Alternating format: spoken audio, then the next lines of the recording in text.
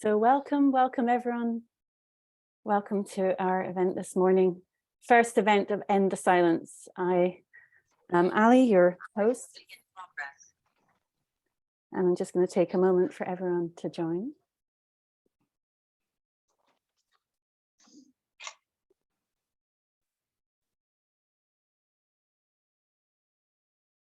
Just take a moment for everyone to come into the room. We've got lots of people with us today.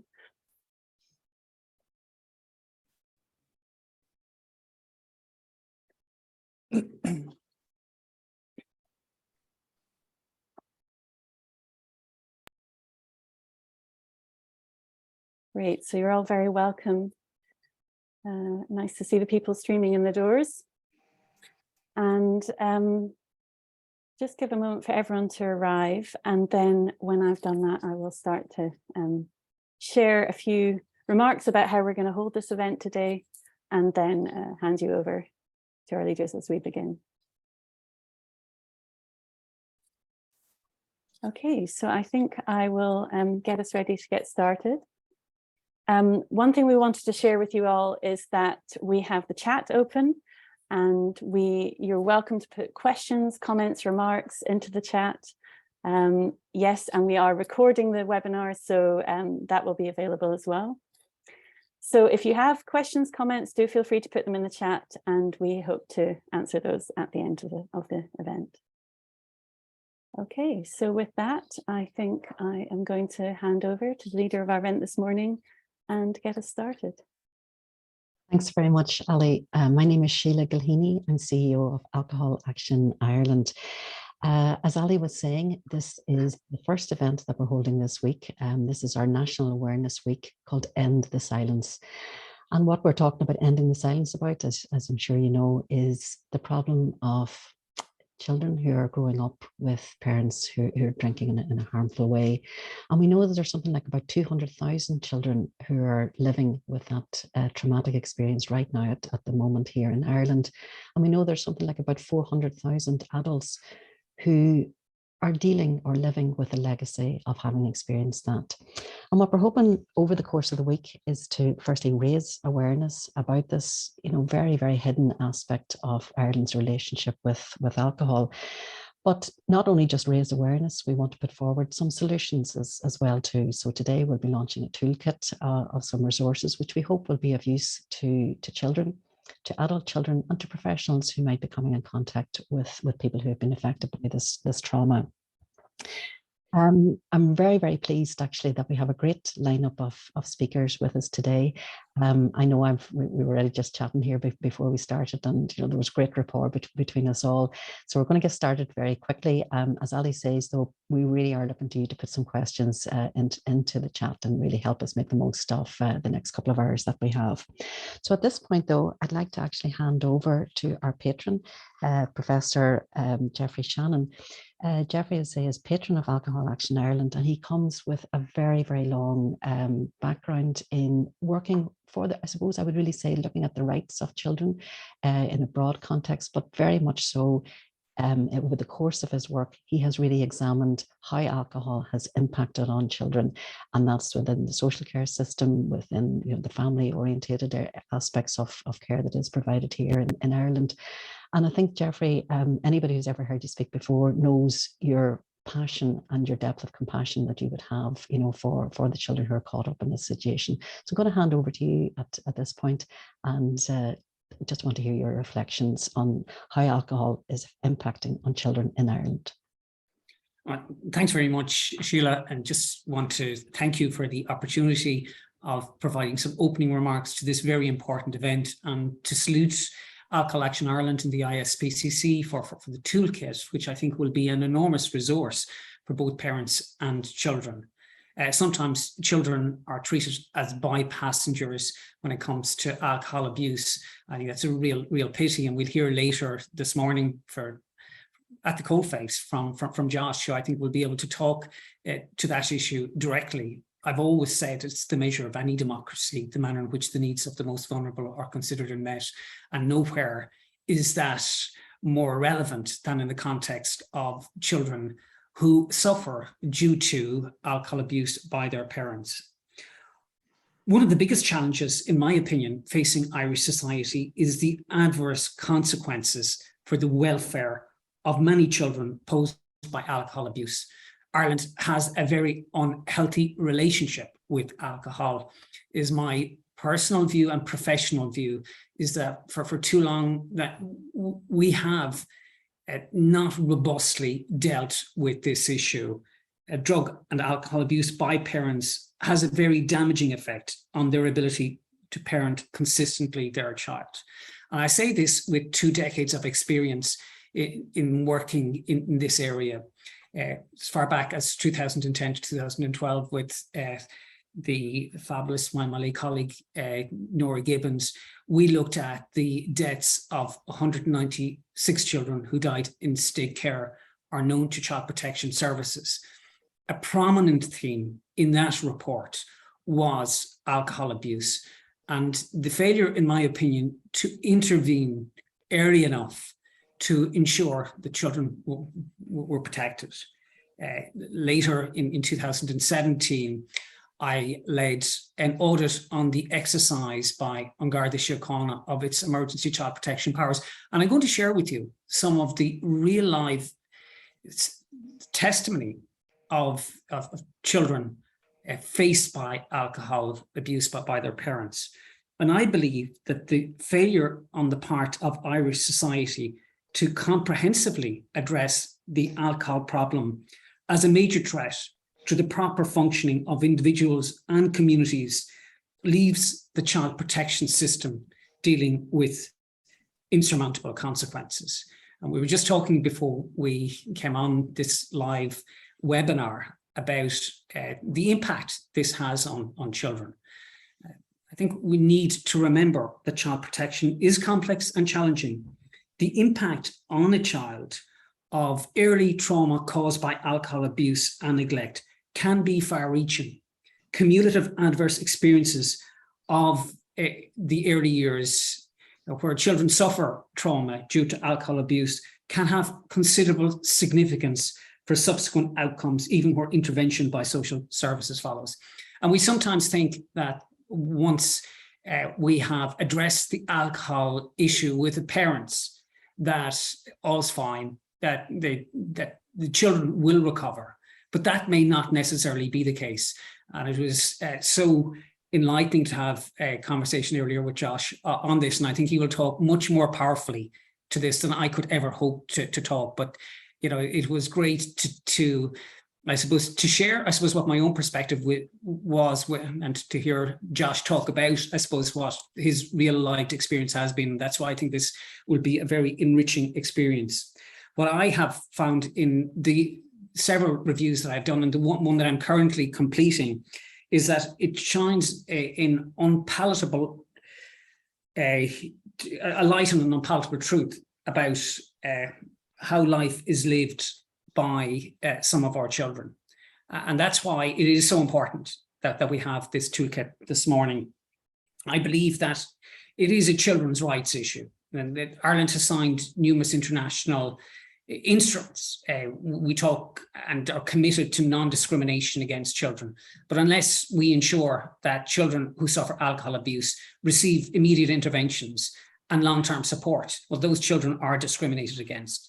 We talk about the best interests of children, but the best interests of children are served by providing the requisite support and the requisite intervention at the right time. We talk about the right to life, survival and development. Well, that can only happen if we shield children from the adverse consequences of alcohol abuse. And most importantly, the voice of children. We sometimes mouth platitudes about hearing children, but what we need to do is to talk to children who have been affected adversely by alcohol abuse and learn from their experiences.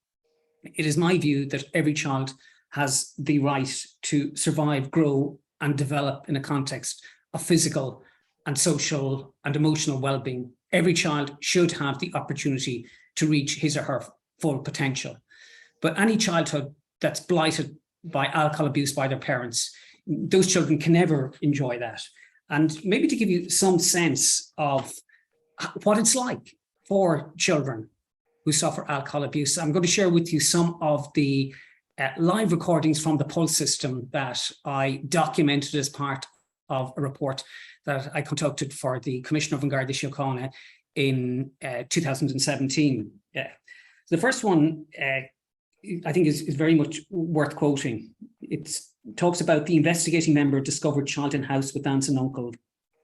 There was blood on the floor and signs of alcohol had been consumed on the premises. Child showed signs of neglect. She was in need of a bath and was wearing a nappy, which was very soggy and soiled. Member was aware that a care plan had been agreed between name of social worker and the parents that morning in relation to the welfare of the child. The parents had failed to adhere to the care plan. The member was present in the house that AM along with social workers and had observed the conditions which caused concern for them, namely the filthy condition of the house, the lack of food in the house, the intoxicated condition of both the mother and father. Member also aware the family members caring for the child were aware their care plan had been agreed. That's just one example, but the sheer chaos that was documented on the Pulse system as a result of alcohol abuse, we shouldn't lose sight of. Similar circumstances presented in another case. Gardaí arrived to the scene. On arrival, spoke to both parents who were highly intoxicated. 4-year-old child awake on a mattress on sitting room in front of open fire. Section 12 of the Child Care Act invoked. And tell me that that doesn't have a lifelong impact on that child. That's something I think that we really haven't talked about. Another example was a case where a mother arrived to school in an intoxicated state to collect her children. A further incident concerned a mother who was found intoxicated at a Lewis stop late at the night with 2 young children. And that brings me to, I think that we're overly indulgent to alcohol abuse. And I think that we need to call it out as really a profound child protection issue. A drunk male was cycling with a young child in the crossbar is another example. And to give you just 2 further examples, because I think they bring home the reality of the impact of alcohol on children. In another entry on Pulse, on arrival, Gardaí met with very drunk female, unable to stand, unaided. Also, there was a 2-week-old baby and baby's father. Baby's father advised to go home with the baby, but out on the street failed to do so. He was out on the street with the buggy, male arrested, became aggressive, lashed out at Gardaí, pepper sprayed. This is, these are children that experience this chaos. And the final example I'll cite is Section 12 was invoked in relation to a 3-year-old child who had been left unattended in a buggy by her parents who were intoxicated. So those are the real live stories of and accounts of children who actually suffer trauma as a result of the alcohol abuse by their parents. When we talk about parental alcohol abuse, we sometimes forget that the real victims in this process are the children. The emotional maelstrom that is caused by alcohol abuse is something that's grossly understated. Children are deeply affected as their parents struggle with their alcohol addiction, and children too suffer. That is a key message I want to communicate. What we need to do is we need to work upstream before problems arise. That's why the toolkit being launched this morning is so hugely important, and I hope it'll be widely used. I hope as a society that we acknowledge the difficult relationship we have with alcohol. We can do better for children. Intervention, when it arrives, must not be too late to safeguard the welfare of every child. And I'll finish by saying that all children are entitled to a childhood.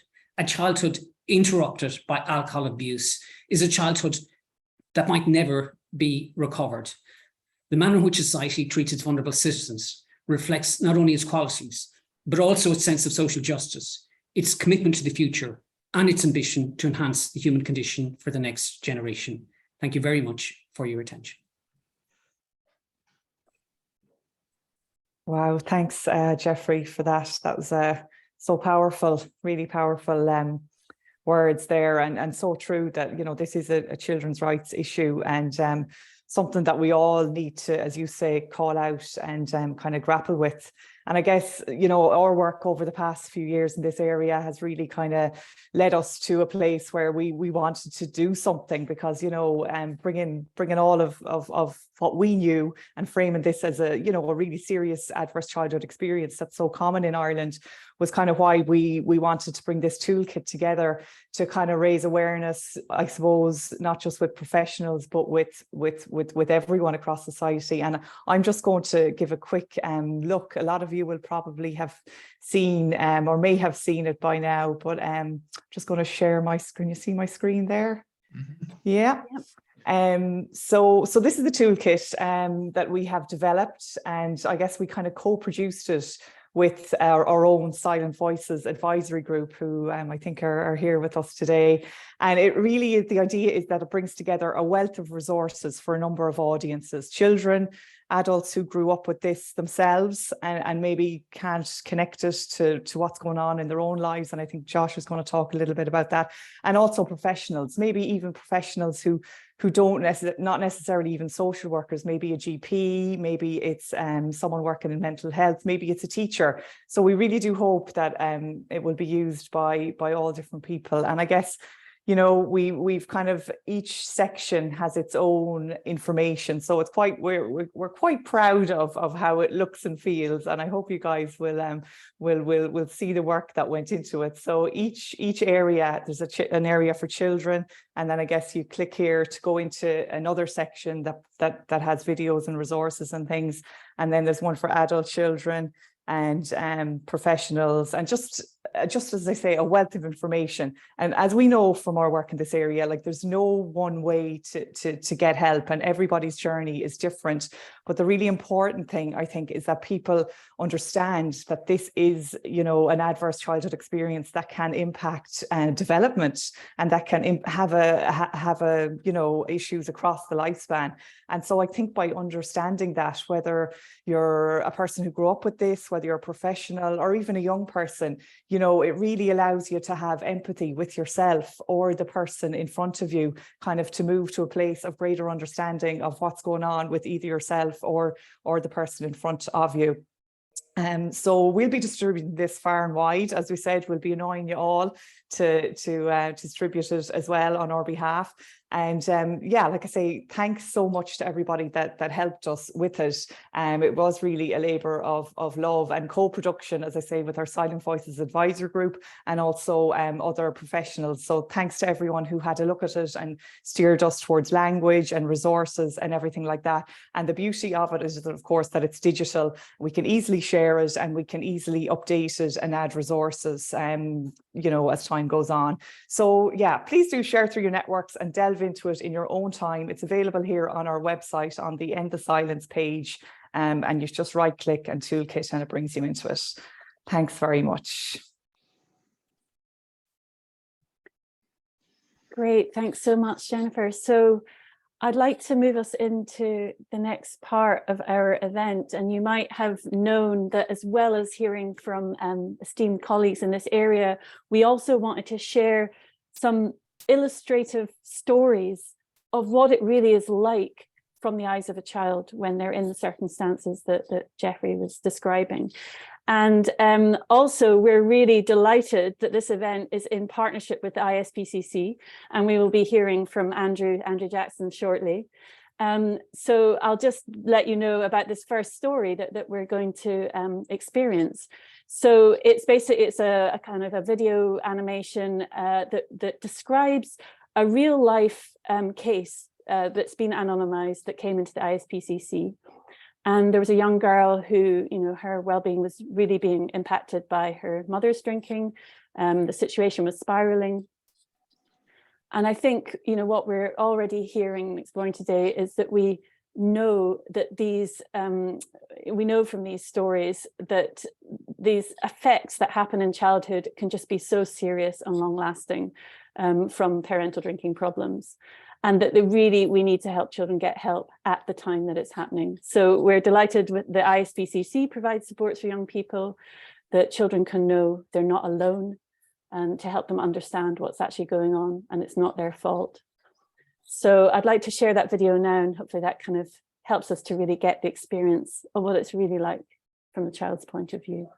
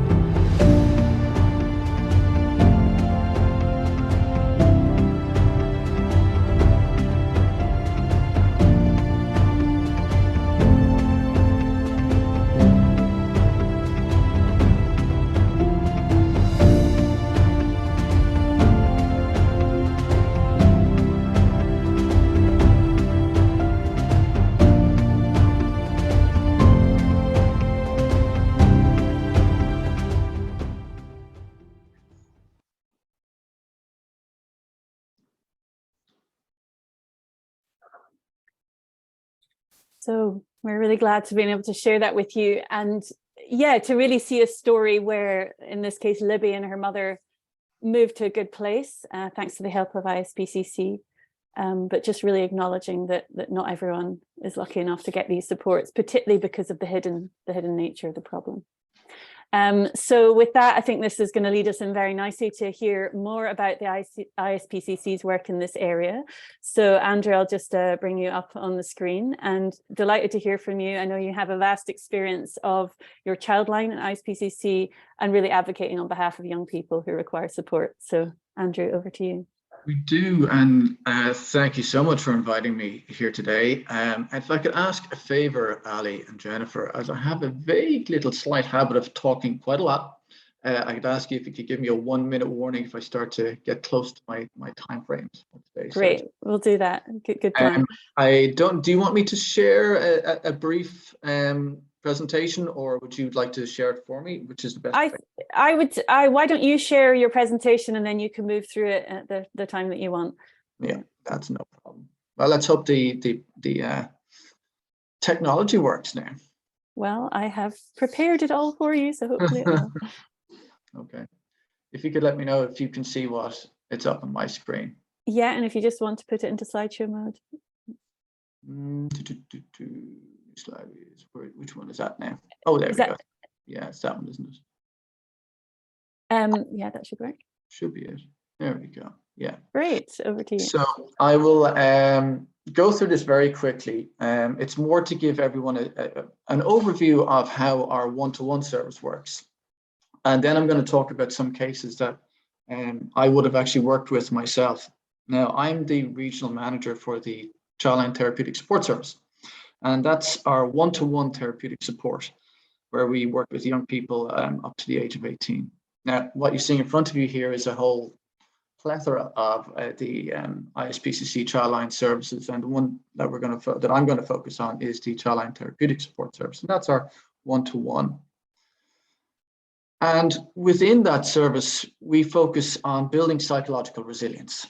And we use in particular what's called the Edith Grotberg model of psychological resilience. And that focuses on 3 very particular outcomes, goals that we want to orientate towards. And that's increasing our sense of self-esteem, our ability to self-regulate our behaviors, and improving our levels of social support. And for more easily phrased terms, that's called I am, I can, and I can. And this, what you're seeing in front of you now, is just the referral pathways that we have into our service. And again, I'm just going to focus on the one-to-one therapeutic support. Now, obviously, this is done face-to-face and one-to-one, but obviously in this ever technologically developing arena, we can also engage with young people online if they are more comfortable doing that.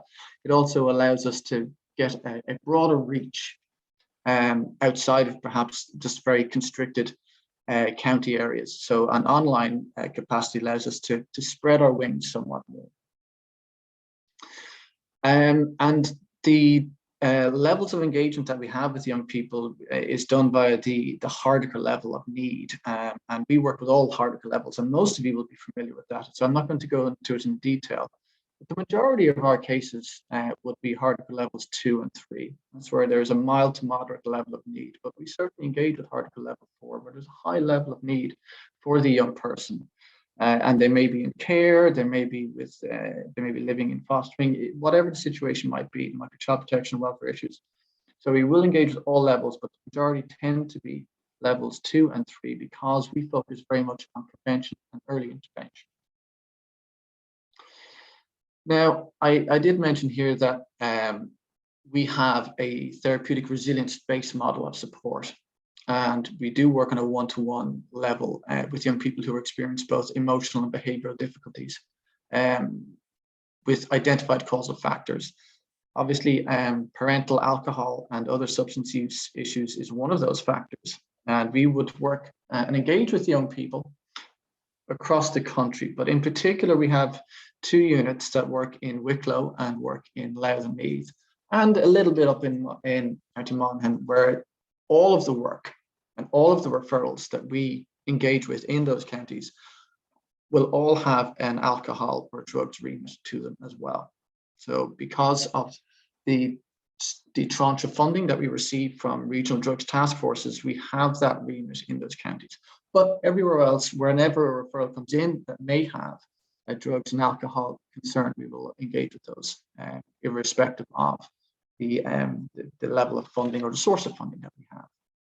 I did mention that we utilize the Edith Grotberg model of psychological resilience building.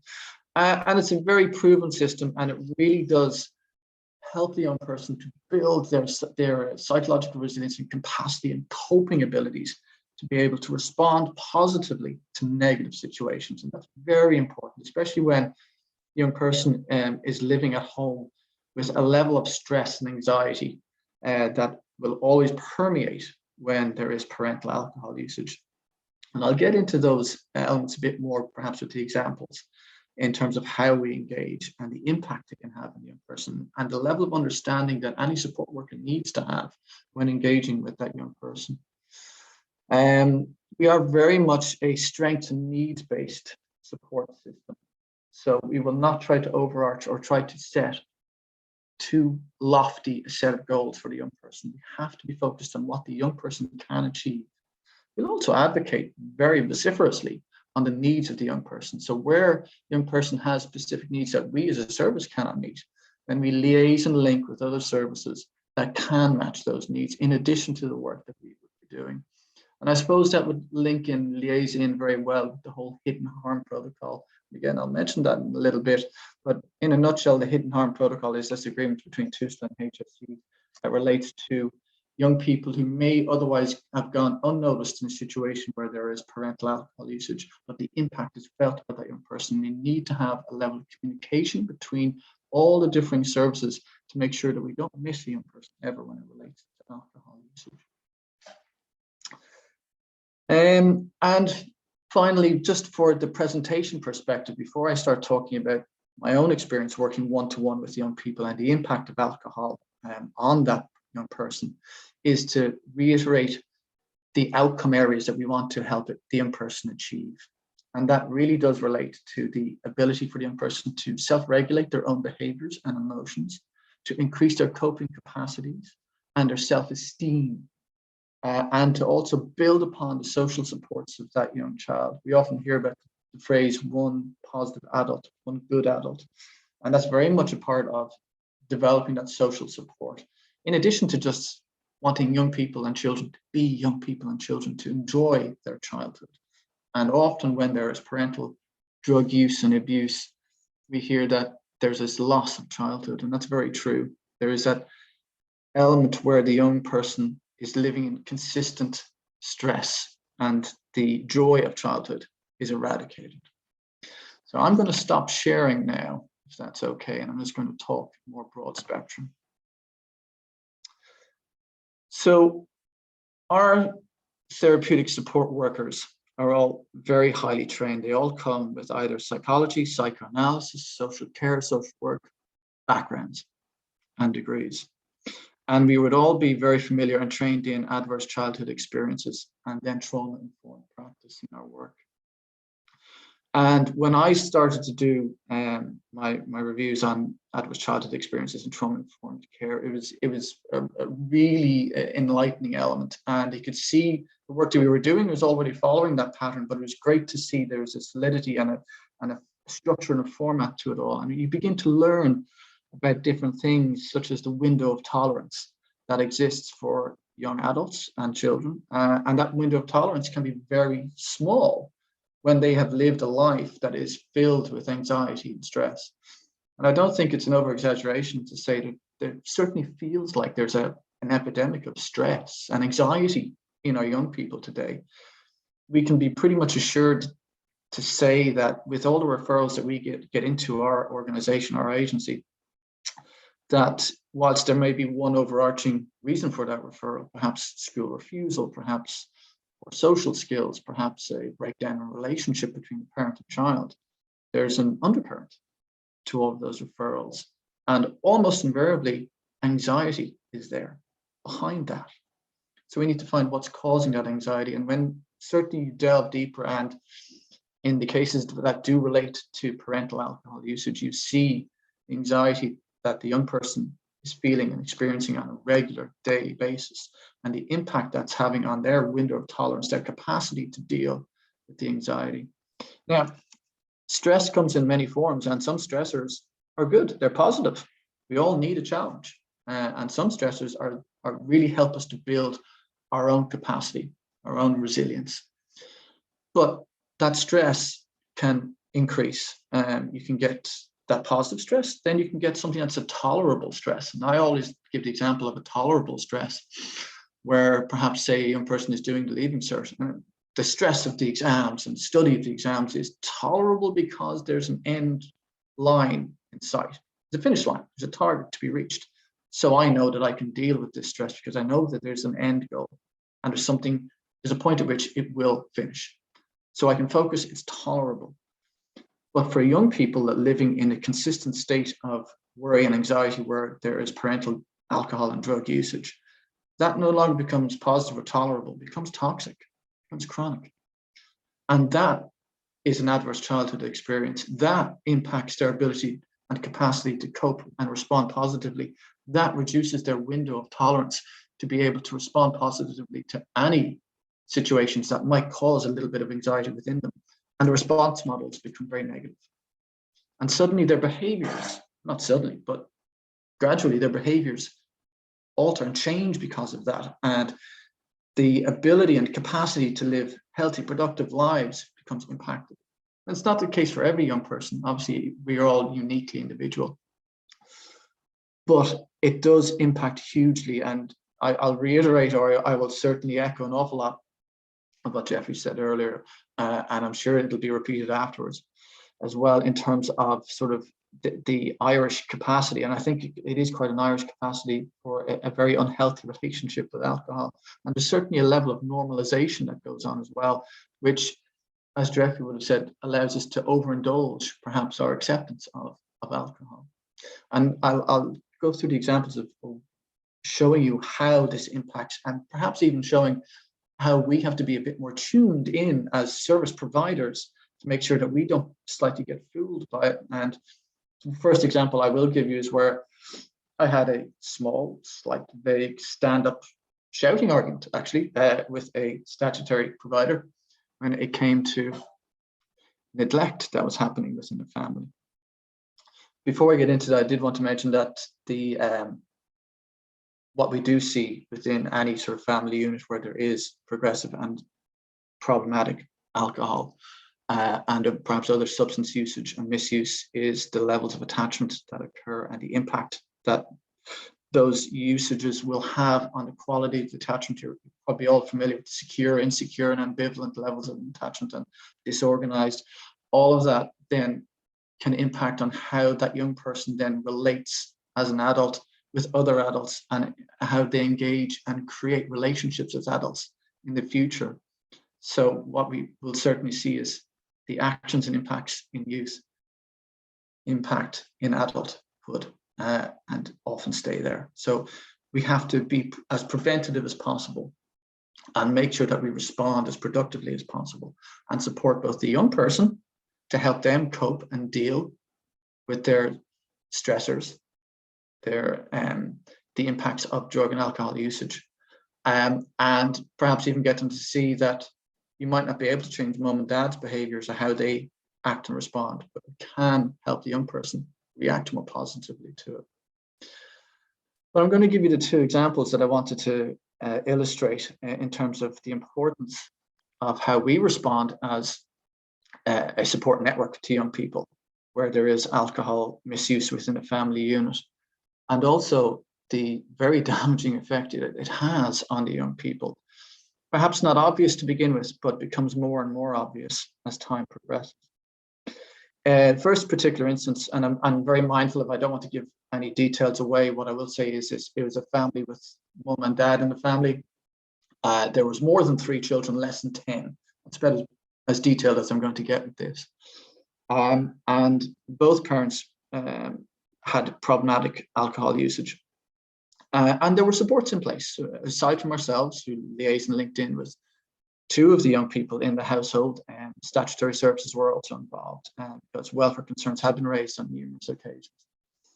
What was absolutely evident was that there was a high level of neglect. These young children, and there was a reasonable spread in age, but at the same time they were children, they were young, they were under 16. But there was a high level of neglect that was happening. They were dirty, they had lice, they went to school with filthy clothing, they did not go to school given lunches. And of course, as young people tend to do when they see differences, they will pick on that difference, and these young children were bullied by their peers in school. Now, school themselves would have said, mom and dad are very loving, very nurturing in many respects, and would be very tactile. They would hug and snuggle their kids. And I would have seen that too in the family home. There was certainly a level of tactile warmth, which can be somewhat confusing then when suddenly you're presented with a situation whereby there appears to be this warmth, this love, and this care, and yet these young people are being clearly neglected. And the impact it was having on their psychological resilience was huge. They had very little confidence. They were not brought to any extracurricular activities. They knew that there was a huge difference between what was happening in their family and what happened in quote unquote normal families. And it impacted on their confidence drastically. And the reason I had a vague disagreement with a statutory support worker was because within a broad spectrum meeting where there were a number of care providers in this meeting, the family were not there, but care providers were, the statutory support worker had stated that they felt that there was enough support in place because the young children were very much loved by their parents. And that was a clearly supportive factor. It was at that point that I got rather miffed, and I had to say that, well, actually, I don't believe the parents love their children. I think they have care and affection for their children. I think they give them warm hugs, and I think they give them kisses goodnight. But that's fulfilling their need. The parents have an addiction here, and the parents are fulfilling an extra need by wanting to feel that care and affection back from their children. But love was the element of doing things for your children on an unconditional level and not expecting anything in return. But these parents didn't do any of that. These parents would not make sure that their children's clothing was clean. They didn't provide proper lunches, and they didn't bring them to any extracurricular activities or any social outlets at all. And as I tried to state in the meeting, that love is doing all the things you don't really want to have to do for your kids. Love is getting up at 7 o'clock on a Saturday and Sunday morning and bringing them to sports. Love is doing all the things that puts them first, and you have no expectation of it being reciprocated. Well, that's nice to be reciprocated. There's no expectation. So we all agreed in the end, there was plenty of care at home in terms of the affection that was there, but their needs were not being met, and actually the love that they needed was not there. And all of that was impacting massively on the young person's welfare. All of them were beginning to demonstrate very dysregulated behaviors from a young age of 4 up to that age of 16, all of varying degrees. So it was agreed upon that far greater supports would have to be put in place. Once we were all in that place where we didn't suddenly indulge the concept of, just because there was hugs and snuggles, that there was the safety there. There needed to be a whole lot more. There needed to be less indulgent. The second case. Just to say, Andrew, that that's 5 minutes to go. Okay, thank you. Yeah. I think I'm on time here. I won't go over. The second case I wanted to talk about was rather heartbreaking in the sense that 2 young children, very young, under 5, were taken into fostering because of a level of alcohol usage at home that was phenomenal, and the abuse that was happening to these young people was phenomenal, both directly by the parents and by other so-called friends who would come in and have drinking parties at home. It came to the notice of the guards fortuitously, because one particular day, Mum was walking with both young children in a buggy and got on a bus and left them at the bus stop, and the bus just pulled away. A guard happened to be walking past at the time and saw the event happen. These young people came to the notice of the ISPCC when they got referred in from statutory services to see what the level of support we could offer them. They were in a buggy, but they weren't really buggy aged. They were all about, they were 5 and 6. So the level of development was also quite stunted. But what I can say is, in this instance, that the level of support that was given from the statutory bodies and from ourselves and other voluntary organizations really was able to focus in on these young people and give them the support and the psychological tools and the confidence that they could build and rebuild what was happening for them.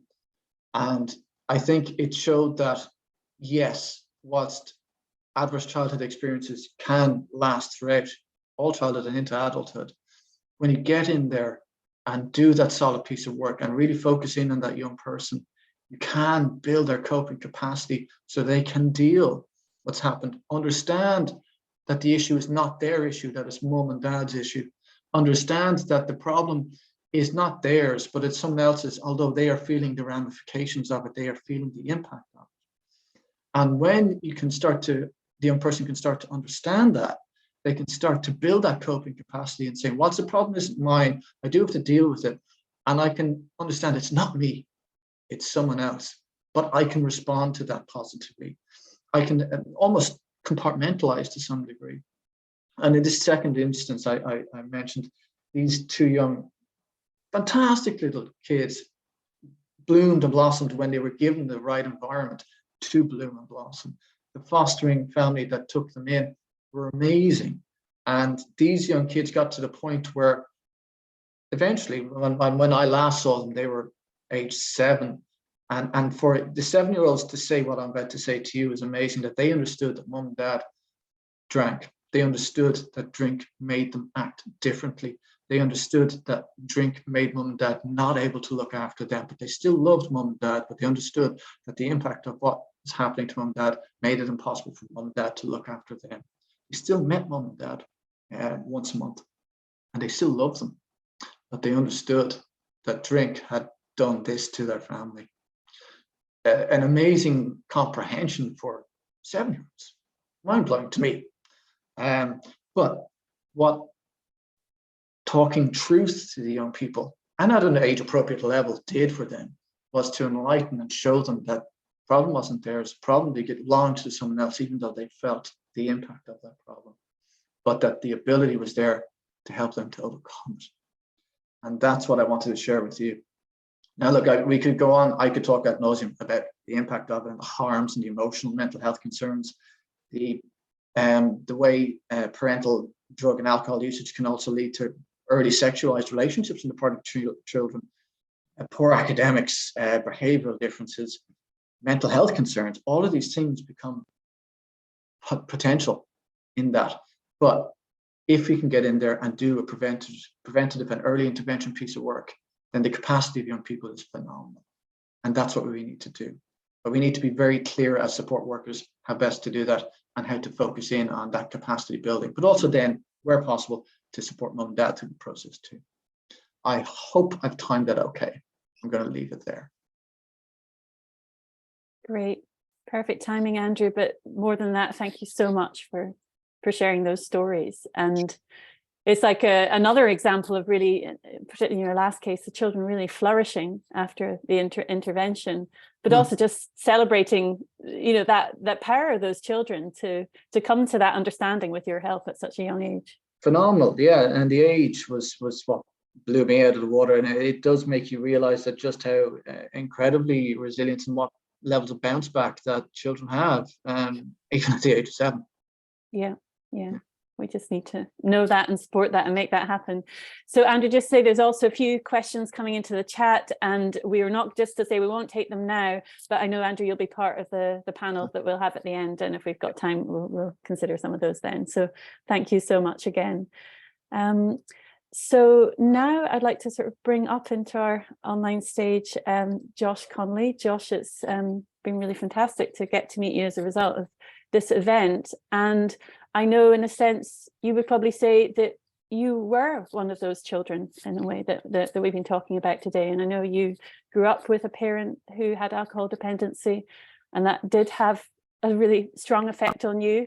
And you're certainly an example of flourishing and thriving as an ambassador for NACOA, which is a national charity in the UK for supporting people affected by parents drinking, and a hugely well-known mental health advocate and all sorts of channels. So it's a real honor to have you with us, and just to hear you tell us your story. And kind of, I think it really follows on from what Andrew was saying, of being able to understand what was going on and the impact it had on you, and it not necessarily being your fault, how that made such a difference to you. So Josh, over to you. Thank you. And look, I'm really pleased to be here, genuinely really pleased to be here. I get invited to a lot of different events that talk around supporting children affected by parents drinking. And to be honest with you, I'll be as honest as I can throughout the whole of this process. Normally, by the time I come on to speak, there's a level of anger in me because at these events, it gets to me, and I think we haven't once mentioned children in the whole conversation, right, since that we've started talking about this, and it's supposed to all be about them. So I would genuinely was almost in tears as Jeffrey spoke and actually talked very clearly about the plight of children, and again for Andrew to talk in the way that he did and talk about children and the experiences that they had, and I just loved what Andrew said at the end, particularly about the 7-year-olds and the ability to be able to comprehend their experiences. I do a lot of work with young people, and I do a lot of work with adults as well. And it's no joke for me to say that a lot of what I teach the adults, I learn from the young people, because they comprehend and understand things much quicker, because there's less untangling, and actually I find that they're looking for comprehension. So yeah, I just wanted to start by saying that, look, in the time that I'm going to speak with you today, the best way for me to always do this, I think, is to just explore my own experiences, to try and humanize the conversation even more than what's already been done, hopefully, or certainly to add to that with my own experiences. And I think it's important just for me to highlight that some of the things that I'll say will be quite emotive, although I found everything emotive so far already.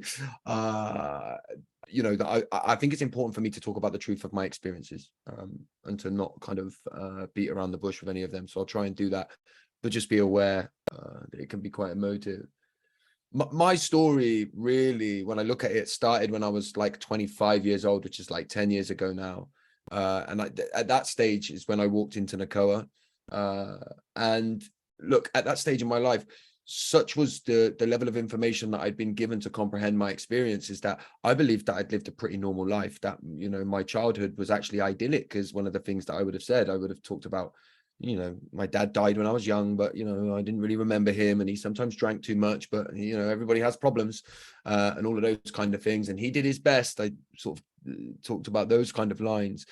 And I had stopped drinking by that point myself. So I'd been sober around, I don't know, when I found NACOA, perhaps a year or maybe a little bit longer.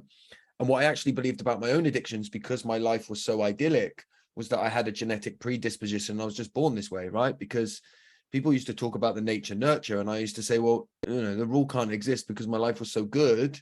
Like, how can it be anything to do with nature? With nurture. And so I used to get quite passionate about the whole debate and kick back against that. And when I did the training with NACOA at the time, what happened is that literally within the first hour of the first session, I had to completely change everything that I'd ever believed about myself, really, about my whole life. Because as I sat in a room unable to escape, and seeing the impacts of what it is to grow up with a parent that drinks in this way, I realized that so much of what I'd struggled with throughout my life could be traced back to this.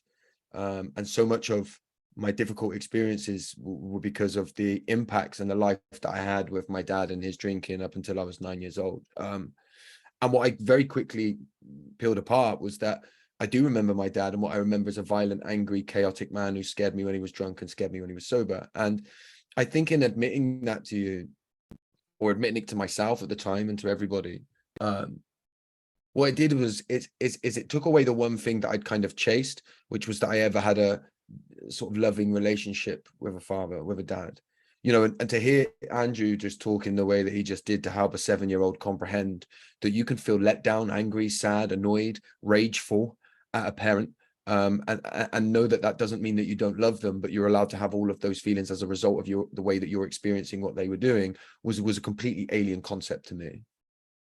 For me to say that I feel let down by my dad was equal to saying that I don't love him, and so I was never able to say it. And so when a safe space was created at the age of 25 years old, when it should have been way more like 7 or younger, I was able to start to explore these complex and tangled emotions that I felt. And what I started to realize is that when I said the whole nature nurture debate, that I used to get passionate about kicking back against it, it's because I now realize that wasn't passion. That was sort of defensiveness, because when people suggested that it might be something to do with your childhood, you know, that was a place that I wasn't able, or perhaps yet willing, to be able to go to. And so let me get passionate about it, when actually what it was is defensiveness. And I realized, because the narratives that I had to get as a way of being able to survive my experiences as a child were the ones that kept me locked in the cycles that I lived in. And what I want to do, and I know I've got up until 1:15, and I'll go till then, and then I'll stop, is pick apart some of those experiences, some of the real life experiences that I had, and hopefully get people to recognize the lifelong impacts that we've had. Now, when I say lifelong impacts, I think it's really important to understand that they are lifelong, and that, you know, I've been actively working on myself for 10 years. I know a lot, have a lot of knowledge, and that's not the same as being able to incorporate it. Yeah, I'm at an event talking about this stuff, and yet I can still recognize, as I'm listening to the two speakers previous before me, there's still an amount of self-organizing going on. There's still an amount of me picking out what will make them like me. What can I say to make sure that I fit into this conference and that everybody likes me here, right? And the acknowledgement of that still doesn't stop it happening, but I can have some awareness to be able to override it, right? This seeps into every aspect, particularly of the way that I relate to other people within my life. And I know Andrew talked about attachment, but particularly this stuff shows up in my relationships, the way that I relate to myself, and the ways that I relate to the people that I'm seeking love from, so any kind of love from. I grew up in an environment with a younger brother and an older brother, a younger brother who was 1.5 years younger than me, and an older brother who was 1.5 years older than me. And we spent most of our time upstairs. And the reason we did that is because you didn't go downstairs because it was too frightening, it's too scary. You never knew what you was going to get when you went down there. And I think it's really important as well to understand that before I started school, particularly, right, I didn't wish that things were different because I didn't know that they could be different. And it's very easy, is that the right word? It's very simple for us as adults to look with our adult's rational brain and think that as a young child, I must have been trying to comprehend something different and wishing that it wasn't like that. I didn't know that dads didn't get drunk and fight their mums every night. I didn't know that. I learned what love was off of Disney because that was the only time I felt like I saw it. And I learned about life through soap operas on the TV, you know, and I would sit and question, is that the real life or is this real life? What's going on here? And I learned very quickly that the rules of the house that I lived in were that you don't talk, you don't trust, and you don't feel. Now, I was taught those in a number of different ways, particularly not talking. Now, even when I take my mum, who's an incredible woman, and I start to at least hypothesize about what my mum was experiencing back then with the results of my dad's drinking, I was consciously or at least subconsciously fed the message from both of my parents not to trust other adults outside of the house. My mum was so terrified we'd get taken away from her, right? She never explicitly said don't trust social workers or don't trust teachers, but she let me know, such was her fear, that if anything was said outside the home, then we might get taken away. And so I learned that very, very quickly. Yeah. And also, I'm seeking attachment from my mum, right? I'm seeking attachment from my dad, regardless, irrespective of how they're showing up, right? And the betrayal, yeah, that I might feel if I interact with anybody and tell them what's going on in the house is so deep rooted, yeah. We get, you know, I speak to adults continuously, all the time, who daren't speak down about a parent, daren't speak down about the parent, such as the betrayal to do so, yeah. So I learned very early not to talk. Now, the ways that I learned not to feel, like after a particularly bad night, my mum would be like frantically trying to act like everything was okay. Yeah, she'd be saying, "This isn't your fault. I don't want you. You know, your dad was just a bit angry last night. Don't worry about it." Then she'd say something like, "You're okay, aren't you?" And when my mum said, "You're okay, aren't you?" she wasn't seeking to create a space for me to explore my emotions, right? Emotionally, my mum was full, and she was seeking for me to validate her need for me to be okay, because she was under so much stress and pressure herself. Yeah. The very thought of her children even struggling to comprehend what they were experiencing was too much. And as a young boy, I sensed and knew that. And so I burden my mum with my difficult emotions. And that self-organizing that I talked about, at a time as a child when I'm 3 or 4 years old, and even younger, though I don't recall that, I can hypothesize. Yeah, at a time when I'm supposed to be showing who I am and how I'm going to experience the world, I was learning the opposite.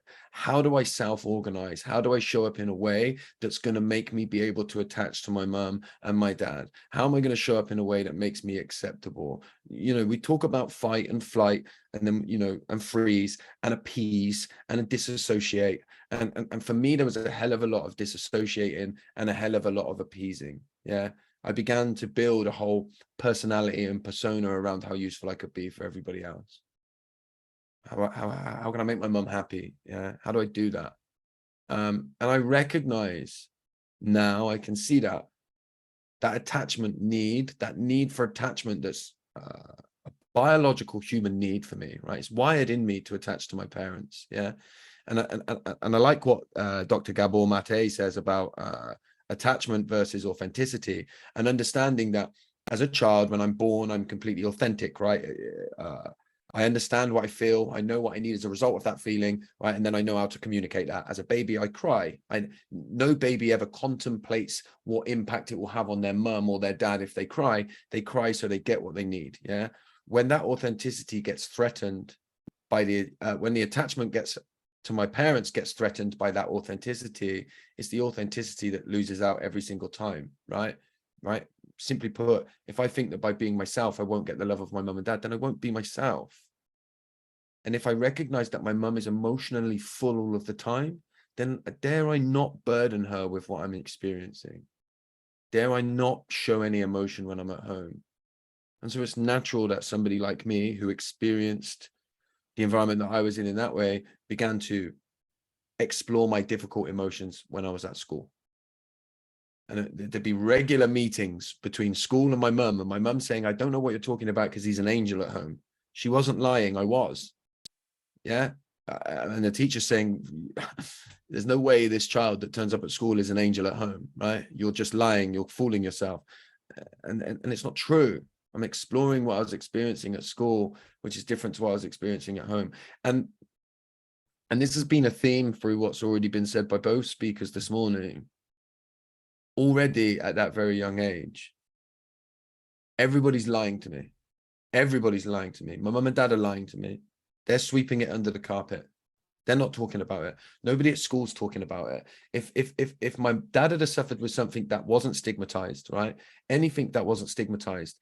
My experience when I went to school, when I started school at 5 years old, I would have been met consistently with adults talking about it. I know your dad struggles with that thing. It must be really hard for you. How are you feeling today? Your mum emailed me last night and said it was a particularly bad night for your dad with that thing he experiences. It makes sense if you can't be in lesson today. Let's find a way for you to feel safe. I would have experienced all of that. My dad had a problem with alcohol. Nobody was talking about it.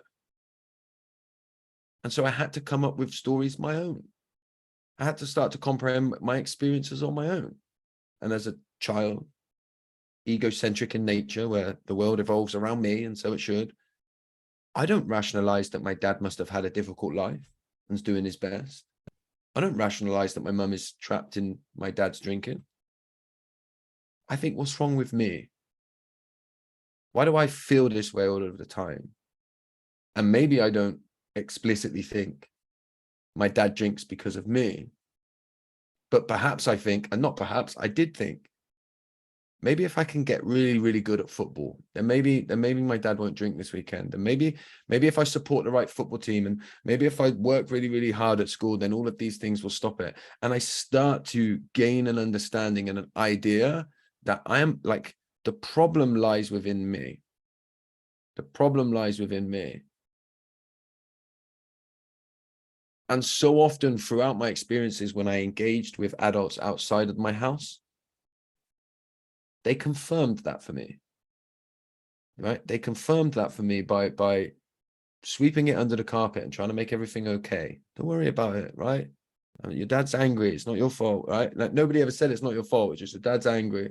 Your dad was angry last night. Your mum's trying her best.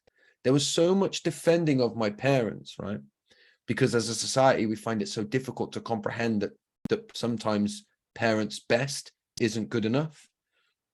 We end up defending the parents, and I see that often when I go into schools, people defending parents, and these things are true. That they, you know, my dad was doing his best, my mum was doing her best, and there was a lot of difficult things that I was experiencing that I needed to be able to explore in a way that made sense to me. There was a lot of looking on the bright side, yeah, a lot of kind of, it makes you who you are, it make all that kind of stuff, all of which is great, and all of which can be useful. But when it's at the expense of comprehending my experience for exactly what it is, yeah, then it's a problem. It's a problem. And I see and meet so many adult children that have had these experiences that are chronic people pleasers, that have an incredible ability to be able to look on the bright side. Why? Because they've had no choice but to do that their whole life, and they've done it at the expense of themselves. Yeah, nobody's ever been able to sit with them and let them explore the difficult experiences that they had. Nobody's helped them to talk in the way that Andrew did so eloquently about a 7-year-old who's able to say, I love my mum, but because of what she experiences, she wasn't able to be there for me in that moment. And to bring it back to what Jeffrey was saying, and children's rights, the right of a child, right? And I wholly agree with him that we should judge any demographic of society by how they treat their vulnerable and their young people, right? Why are these adults? Why are people having to wait to adulthood and so much pain before somebody helps them comprehend their difficult experience?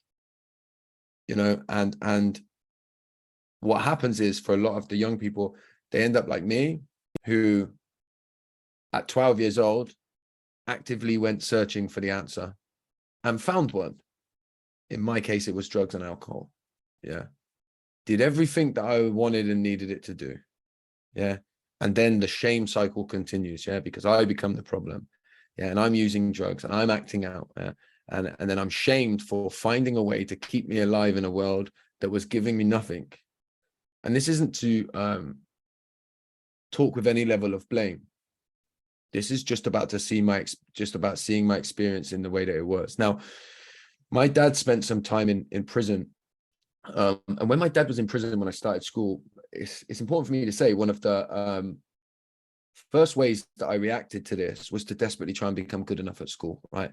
I'd work really hard at ace all my exams, and I'm so caring about everybody else. And I remember my mum saying, we must be doing something right after a parents' evening, right? And I remember like the pressure that comes with that role of hearing my mum say to my nan, I must be doing something right. Look how well Josh is doing, and knowing I have to do that. And some of the most underreached people in this conversation are often the ones who react in that way.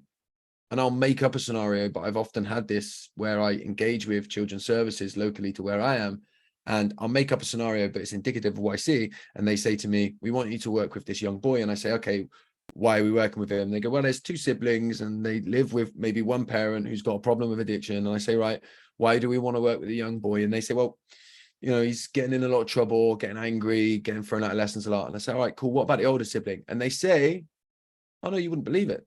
They're doing amazing. In fact, they seem completely unaffected by what they're experiencing. They're doing well in their exams. And they're very caring, right? And it's like, no, like just because they've reacted to what they're experiencing in that way, it doesn't mean that they're not affected, right?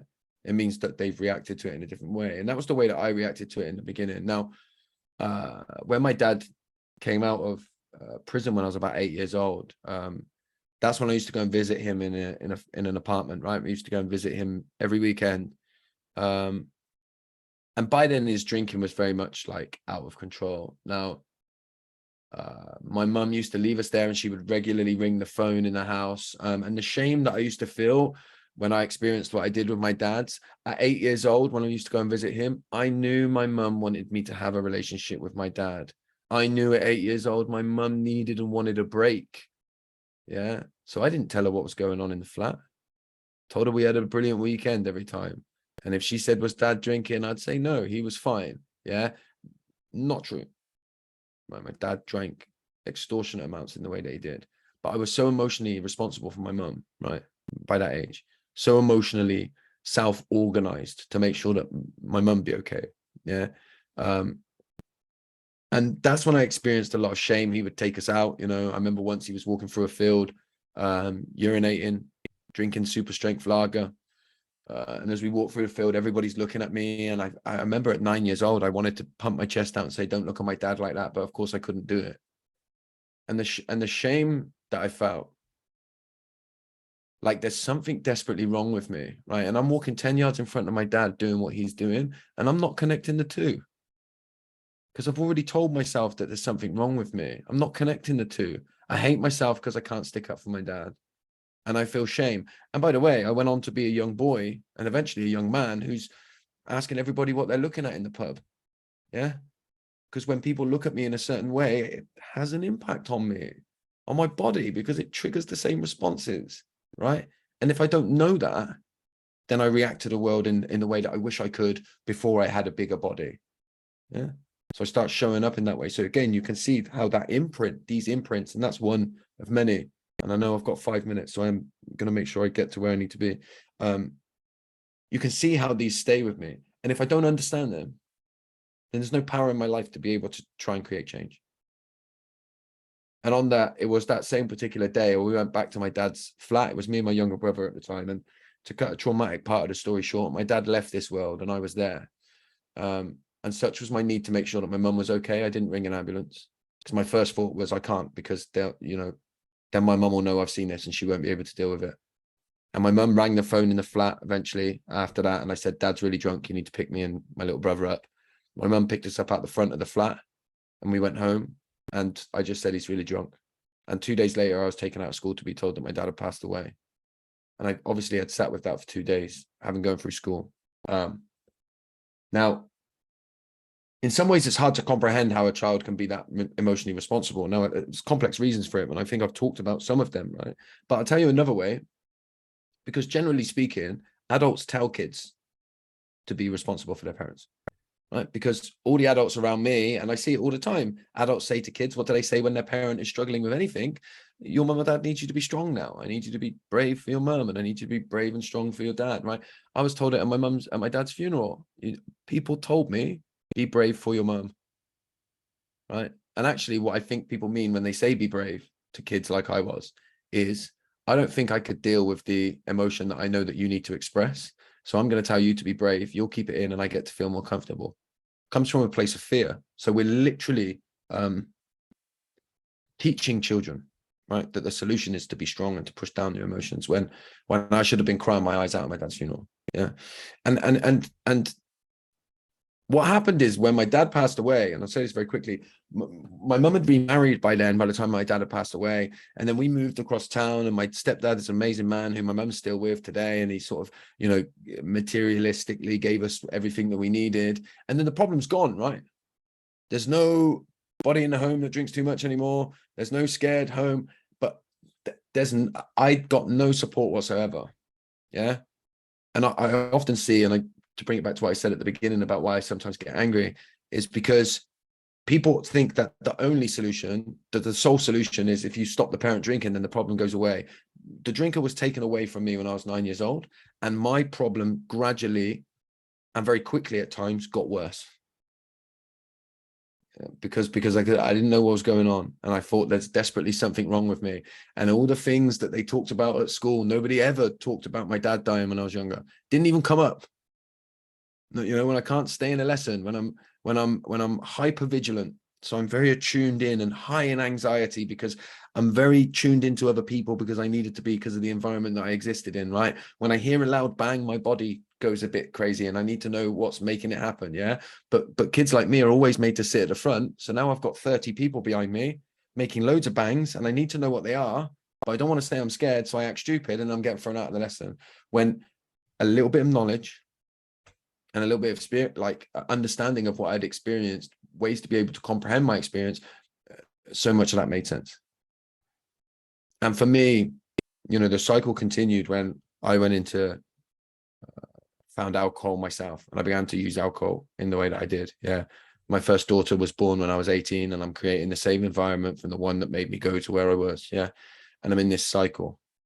And I can tell you, you know, relationship, I know I'm in England, and I'm going to finish in a second. I know I'm in England, but that unhealthy relationship with alcohol that you talk about, I used to take my kids down the pub, sit them in the corner, buy them a Coke, and I would get obliterated drunk while they sat there all day. I don't remember anybody ever saying a word to me about it. I go in the pub now as somebody who's over 10 years sober and buy a Coke and then say, no, I'm not the designated driver. And everybody wants to talk about it because it's way more strange for me to be a sober dad than it was for me to be one who drank in the way that I did. It's seen as way more strange and harder for people to comprehend.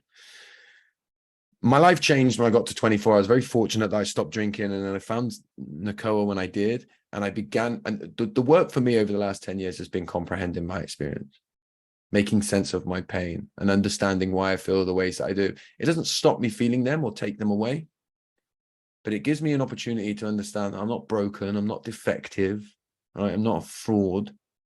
That I've been reacting to the world the best that I know how based on my experiences. One thing that I hope we can change, and it's so encouraging to see this, is I should have had the conversations that Andrew was having with a 7-year-old when I was 7. And I might not have stopped going down that path completely, but I don't think I would have gone as far down it.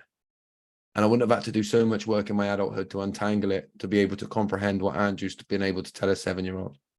And we should not underestimate the power in helping these young people comprehend their pain, because when they do, I believe they're incredible, way more incredible than adults at changing the course of where they're going. So look, I appreciate the opportunity to speak. I always feel like I run a little bit out of time, but I'm going to leave it there because I don't want to put us behind. So thank you. Josh, thank you so much. It's really so powerful to hear your story. And as one of our participants has said in the chat, we could listen to you all day. So we don't have time for it today, but it's really, you brought you. home that the need to really help children understand their experience so strongly. And I really wish you well in your work. And I know you'll be here for the panel as we come to the end of the event. So look forward to hearing more from you then as that comes up. Thank you. Thank you again. Wow. So I think this really leads us on very well into our final sort of presentation from today. And I'd just like to introduce Philip Marie. Philip, you're going to be talking about Impact. It's a program which really helps young people and their families. And I know you're the service lead for Impact. It's a TUSLA funded service. You're in Sligo, Leitrim, West Cavan. So yeah, just invite you to really let us know more about that program and how it works. Thank you, Ellie, and thank you to Sheila for affording me this opportunity to talk to you today about the Impact Movement Parents and Children Together. And I just wanted to say as well, having listened to Josh, you know, just it was amazing, like, you know, probably get goosebumps listening to that. And as somebody else said, you could listen all day, and absolutely brilliant. And so yeah, so I suppose I'll share this, share screen here presentation with you, and I hope this works for me now as well. Just see.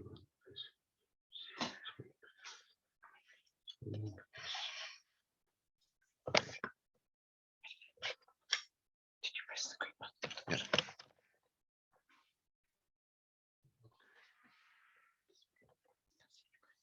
Okay, can people see that? Yeah, that's great, Philip. And then if you just want to put it into slideshow mode, just so it's on full screen. This one here. Perfect. Thanks a lot. Okay.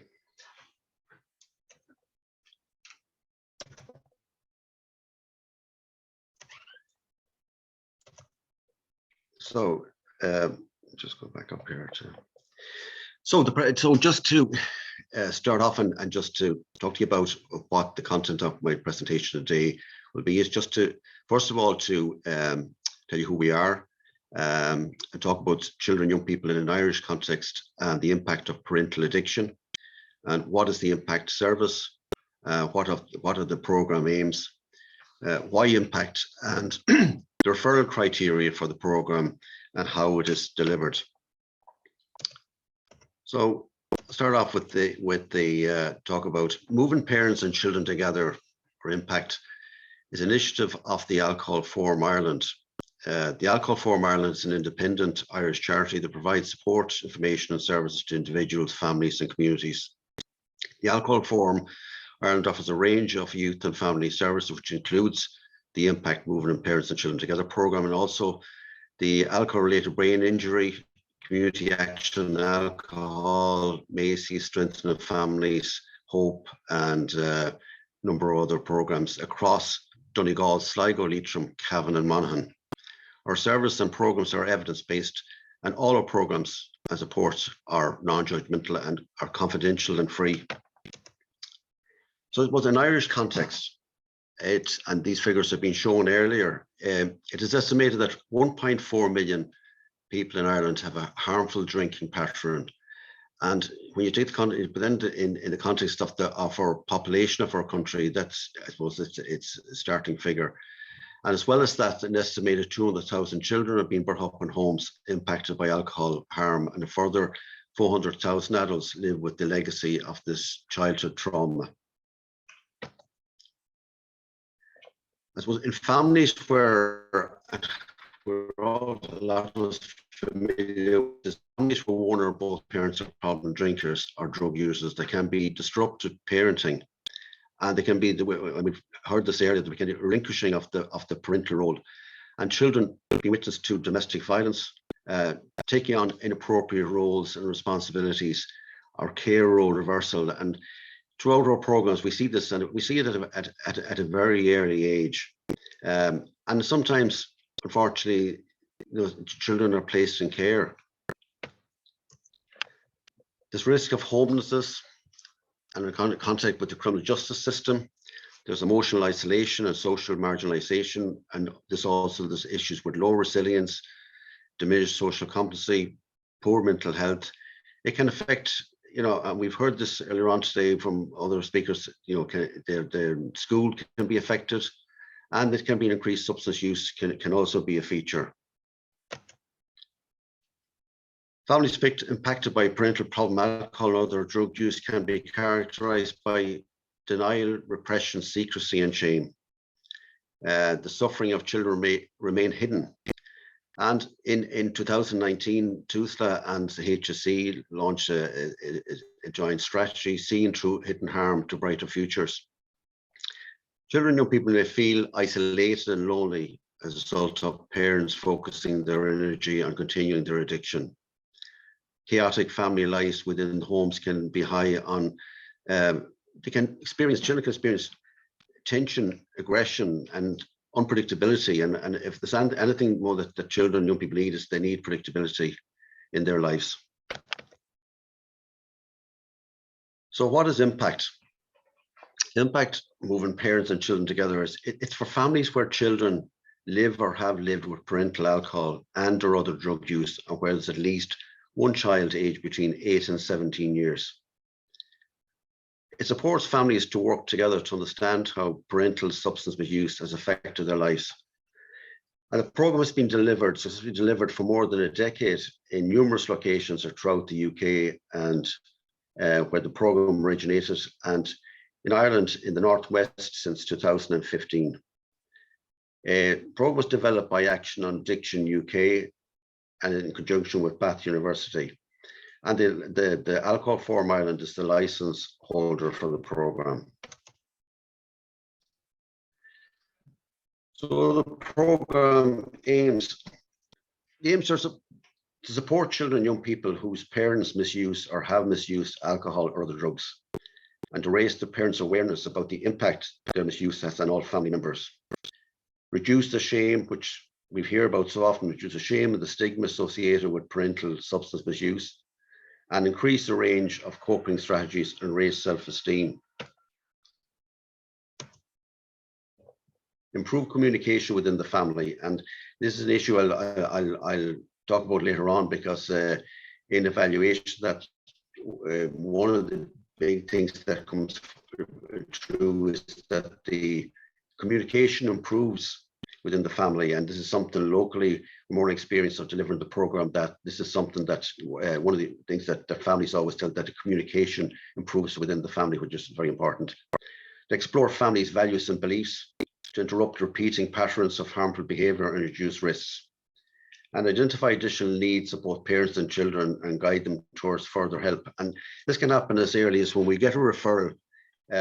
We do a home visit and a screening, and at that early stage we can identify additional needs of the children and the families, and we can signpost them to other services, and throughout the program, when other additional needs become apparent, and when we're doing a review with the family at the end of the program, we're at that stage we can signpost them to other services and other help, and to reduce harm and improve recovery for all family members. So why impact? Well, there are many programs for family and child support, but a program which brings family members together, specifically in the area of alcohol and other drugs, is rare. Now, the impact program is designed to see changes in two broad areas. The first one is parents modifying their behavior to take into account the effect of their substance misuse on their children. And secondly, the impact of parental substance misuse on children needs to be reduced. The provision of a service like Impact continues to be exception rather than the norm in Ireland, and service for children and families impacted by alcohol and other drugs remain scarce. And this compounds the fact that family members, including children and young people, have nowhere to turn outside of their families, due against the shame and stigma, a fear of intervention. And these things are all been mentioned before. The fear of social work getting involved or other services, and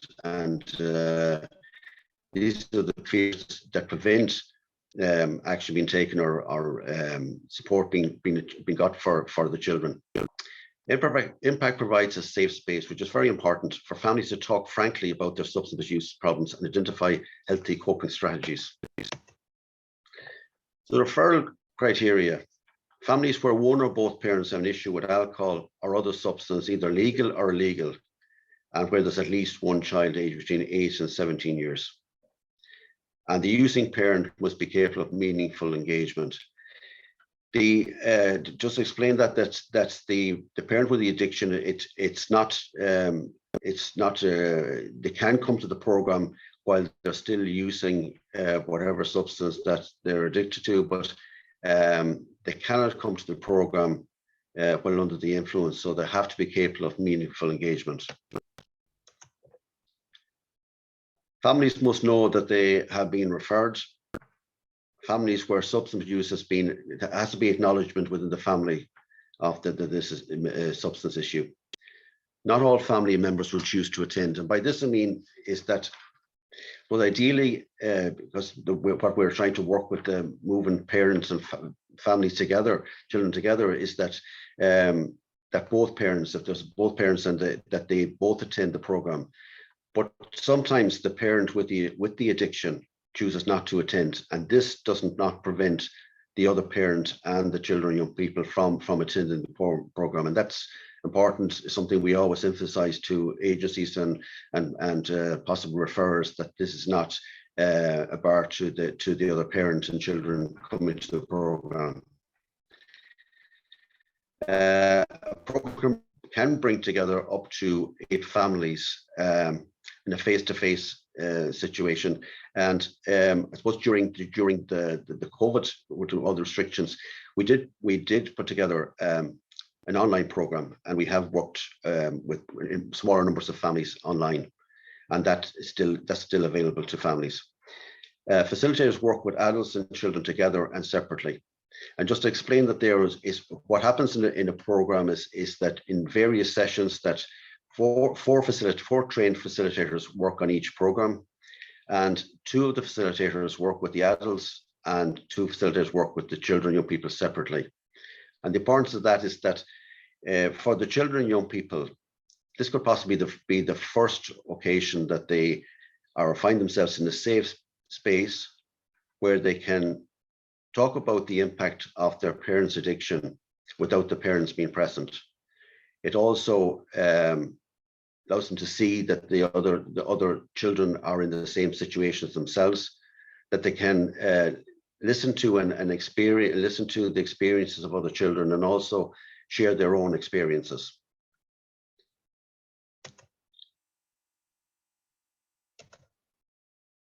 So how is it delivered? So the family referred by themselves are an agency. So a family can make a self-referral, or we get referrals from a wide variety of agencies. So on the receipt of a referral, as I mentioned earlier, we do a family assessment and just meet the family, and in the home. I think it's important to meet in the home and get a background and get to know the family better. And I think that we can learn a lot from that. Suitable families attend an 8-week program, 1 evening per week. And on the 9th week, the individual family review session takes place, where we can look at other needs of the families. And then a reunion takes place approximately 3 months later. And that's a fun event where we bring the family together again. So just to say, that's 5 minutes to go, Philip. Okay. So the family arrive for when they arrive at the program, they sit down, all the families sit down together for dinner, and this is proven to be very, very beneficial. Because first of all, the families get to know each other, and in a lot of the families where it's chaotic situations at the home, sitting down to dinner is something that doesn't happen very often. Each session covers a different topic and combines separate group with children and adults, and I've mentioned that already. And the sessions run for approximately 2 hours. So the opening session is the opening session. Families get to know each other, and the facilitators begin to explore expectations and anxieties.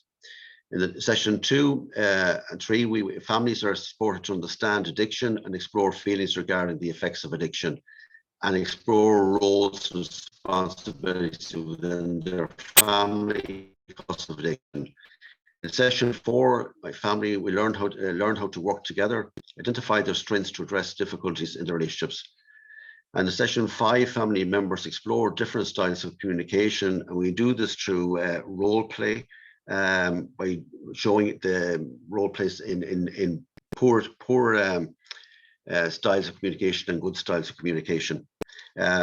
Learning in section 6, learn about the importance of self-esteem and how by challenging negative self-beliefs can increase self-esteem. And then session 7 is identify personal and family needs, how to address the needs and to explore views of accepting external help. And we ask parents to give permission to children to seek support or help outside the home if that's needed.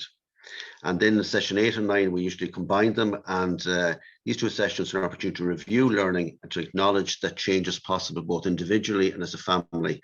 And they also make future care plans to address if there are any ongoing issues.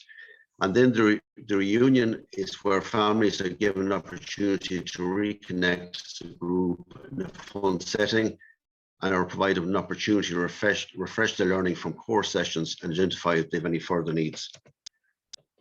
All the programs are independently evaluated by Lorna Templeton and the Bath University, and just some of what has come from that there is that reduction in parental substance misuse, reduction in feelings of isolation and loneliness, improved school attendance, reduction in offending behaviour, improved relationships, improved self-esteem, reduction in anxiety levels, and understanding of substance and misuse, and being supported to set realistic goals.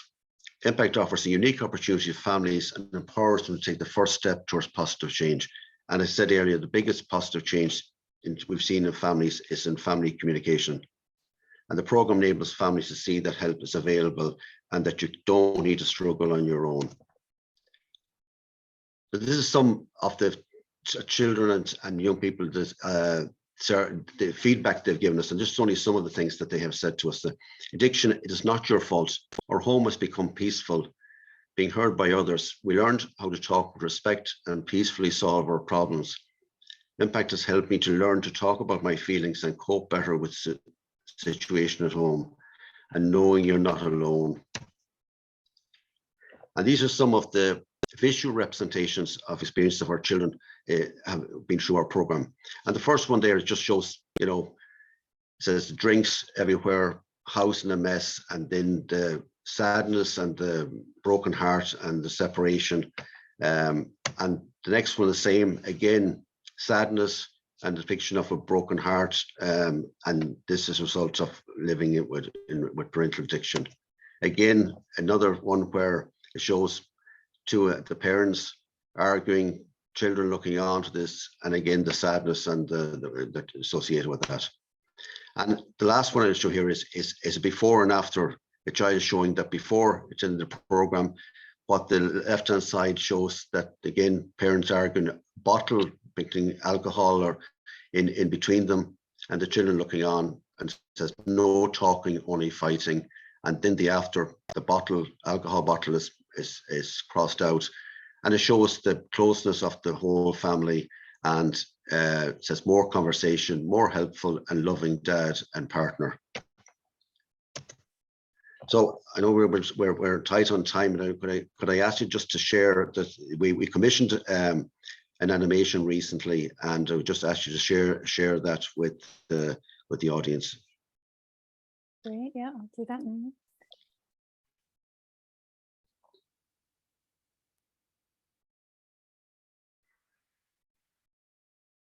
Hi, my name is Aoife. Family members can cope with the shame and embarrassment of addiction by ignoring it. This can all lead to loneliness and isolation, which can last for many years. Feeling judged and blaming self can keep families trapped in that isolation. Impact helped my family work together to understand how parental substance misuse had affected our lives. It was different to be with people who knew about addiction because in my house it was unspoken and hidden away. Since coming to the Impact programme, I've made friends and family life has improved. To find out more, contact Impact today.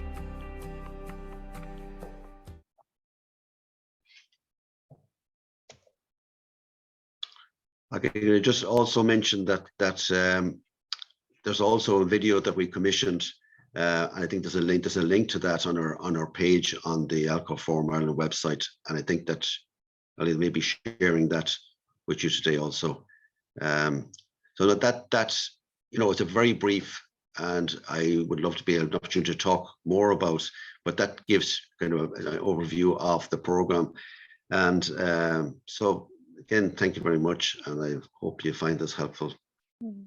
Great, thank you so much, Philip. Thank you for really giving us such a thorough overview of the programme. And yes, that's great. I can see the link has been shared in the chat already by Sheila, which is fantastic. So that leads us in very well to our closing panel, which we're the last section of the event. So I am going to bring back onto the online stage Sheila and then our other guest contributors for that panel, and hopefully a chance to answer some questions as well if there's time.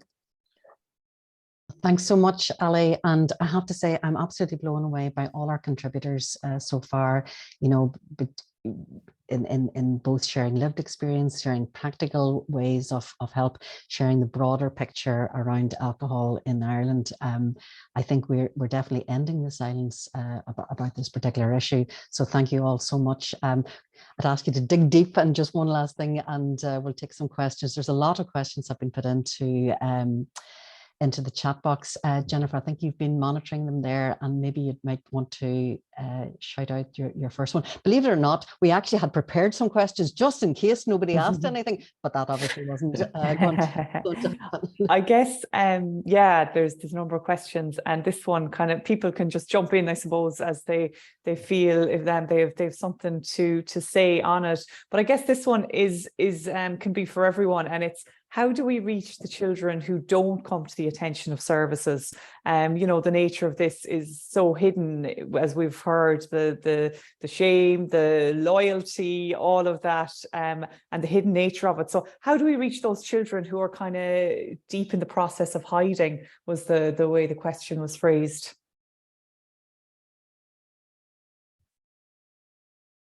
Oh boy. Yeah, I don't think there's one particular easy answer to that. I mean, if you look at, like you say, the nature of how things, how in particular Irish relationships with alcohol is that you have a fully normalized process, and then when it becomes problematic, it becomes very hidden and shameful. I think the hidden harm protocol certainly will help a great deal. So when a parent is brought to the attention of HSE services or TUSA services and is in need of support around their addiction issues, that the protocol then will be able to step in and say, well, if there are children in the household, and they will naturally have been affected by the parental alcohol usage, and so we should be able to step in and give them a level of support that they would need. And so I think all the community and voluntary bodies need to follow the lead that the HSE and TUSA are making here with the hidden harm protocol, and ensuring that when the young person's needs have been identified through the parental support, that we're able to step in. And I suppose what makes hidden harm so beneficial is not just identifying that children will be impacted by parental alcohol usage, it's that we as a community body then will be able to actually share information amongst each other, so the young person and the parents don't actually have to consistently repeat their story to a new service, which can often be very frustrating for families, that they go in and they tell their story to maybe a statutory service, and then the statutory service refers them into another service, and then they have to repeat the story again and again and again. And I think with the hidden harm protocol, there is this level of sharing information that, with the permission of the parents and the young person, that their story will be shared with this other support model in place first. So I think that will be very beneficial. Look, do I think we'll be able to meet all the young people who are impacted through parental alcohol usage? No, it is still quite a hidden thing. But I think when it becomes part of the mantra of being able to talk openly about the impact of alcohol, and to try and reduce down the shame and fear factor, that you will begin to see and be able to support young people more. And I suppose just one last thing I would note about that is that, in particular, single mums are very reluctant to engage and have historically been very reluctant to engage with support services in relation to alcohol for fear of their children being taken away by statutory services. So again, it's about reducing down the fear factor that parents have of being open and honest about their addictions, and realizing that support services are coming in to support them and their families, not to take anyone away. One thing actually that just jumps out at me when I'm thinking about this is that we have normalized drinking. We normalize it through the amount of advertising and marketing that we see. We see in Ireland alone, we see something like about 115 million euros worth of alcohol advertising every day, and children see that, of course. I'm wondering, is there a place for a national information campaign, something run at an awareness? Obviously, we're doing this week, but I'm actually thinking that broader sphere of a government campaign. We do see some advertisements around domestic violence. We say this is not normal. This shouldn't be here. And I'm just wondering, to expand that a little bit. Would this reach children a bit more in allowing them to know that this is not right, not normal? Perhaps just to ask the other members of the panel. I would chime in as well. The one thing I would say is that if you look at the numbers and the statistics, if there was no stigma around this, then there would be posters about it everywhere in every school, right? So the shame and the kind of stigma around it means that we're not tackling it, I don't believe, in the way that we should. With the numbers that there are, I think there should be way more information available in schools. And I think the one thing that we have to be quite clear about is I would never have engaged with any service. I know NACOA have I would not have actively sought to do it. NACOA have an anonymous helpline, right? And I think that the importance of that and having as much information that can be accessed anonymously for children is really, really important. I know we want to do more to almost save all of them, but I think we have to have a level of realization that we can't do that. When I go into schools, I'll say this very quickly, when I go into schools and give talks, I get a lot of young people come up to me afterwards and they'll say, I know about the things that you've just talked about. That's all they'll say, because they don't want to give me any more. And I say, all right, cool. Are you talking to anybody? They say no. When I say, why don't you speak to somebody at school about it? Every single one of them, without exception, says to me, safeguarding. I can't speak to somebody at school because the first thing they're going to do is go and speak to the very person that I'm talking to them about. And so children need they must have the right to safe anonymity, because they go and find it online. Yeah, because that's where they can get their anonymity. So I think we need to find more ways to give safe anonymity for children so that their right to healing or recovery or whatever you want to call it is not dependent on how much information they give, firstly, and whether their parents are engaging within services. That's what I would say. Thank you. And Philip, had you anything you wanted to add into that? Or yeah, it is a difficult one, and I suppose the only encouraging thing I would find that we're finding that we're getting an increase in self-referrals from families who are not engaging with any of the usual services. We're still getting them from TUSLA as well, but that's encouraging that then those figures have increased. And I think if that continues, I think that is the way forward. Like that. So I think that's very encouraging. I actually was very heartened actually when you were talking that families can engage with impact without the person who is drinking necessarily. And I think that's a very important thing. Yeah. Just to be aware of. So thanks indeed. I suppose just one more thing I'd like to add. It's slightly an aside, and it relates to the normalization process that we certainly experience in Ireland. And I don't know how many times you all might have heard or maybe even experienced this at home, is where parents introduce their children to alcohol maybe at the age of 16, and they try to do so in what they claim to be a safe environment at home, where they allow their young person to have a beer or a glass of wine. And absolutely every scrap of research on this says it is undoubtedly the worst thing a parent can do with a child, is to try and create this safe environment. And the parent is doing so in the best interest, or what they believe to be the best interest of their child, because they feel that they have some level of control. But really all it teaches the young person is that mom and dad think it's okay if I drink, so I can that will expand into something more outside of that. So it's just one of those things that, you know, we as a country, I feel like really have to get past this ingrained level of normalization of alcohol in our lives. Absolutely. Jennifer. Yeah, anything else sure. spotted there? We concur. We all concur with that one. Definitely. Yeah, so there was just a really powerful comment actually, and it kind of leads on to another question that came in. Someone just said, Josh, in relation to your talk, that they've hidden their past for many, many years due to shame and loyalty to deceased parents, and that you really spoke from the heart, and that this person remembers all those feelings and thinks it's time for them to start dealing with their past. So wow, that's so powerful. And it really leads on to another question to you, Josh, and maybe others can chime in, is do you think that someone who grows up with this issue will always live with that sadness, even though they do work on themselves? And is that normal to always have that sadness maybe? Look, the first thing, just to share my gratitude for the original comment, and again to just highlight, imagine we could do that for somebody when they were 5 or 6, not 50, right? Although it's great that it's happened. And the next, to the question of, do I think that you live with the sadness? Like, yes, I think sadness is a normal emotion when you've experienced something difficult. So like, I don't have that, when all the sadness was trapped inside of me and I was trying to run away from it, it was always trying to come out of me. So it was there 24/7 and I had no idea what it was.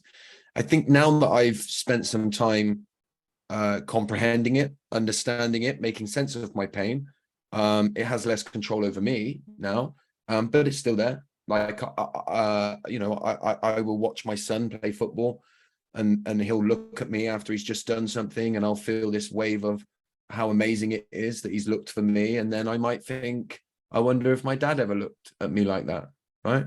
And then I'll feel sadness. And I think that's normal. And I think I should feel sadness.